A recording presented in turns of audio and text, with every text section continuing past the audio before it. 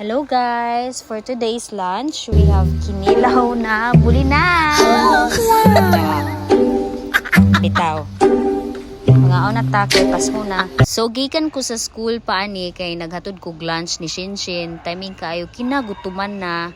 Unya nakakita na pud og tuba si Papa nga isagol aning kinilaw.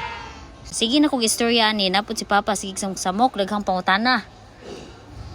Lain pa'y ato daay guys, na nag-request nga magtagalog kuno ko.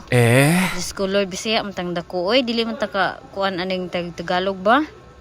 Ayan, ating susuwayin kung marunong ba tayong magtagaligin.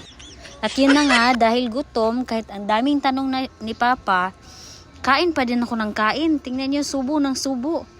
Ayaw bo. Hirapan naman tayo sa kalisod dito, oy.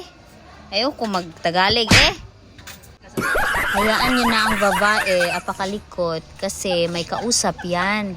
Ang pangit naman mag-voice over dito, kasi ang daming lumilingi Lumilingi, tsaka kapag tayo ay umiistorya, tumatawa ang ingay ng paligid ng ating mundo.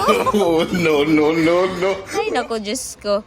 Oh, yan, busog na ang babae. Thank you so much for watching, guys. Please like, comment, and share to more videos to come. Bye! God bless us all!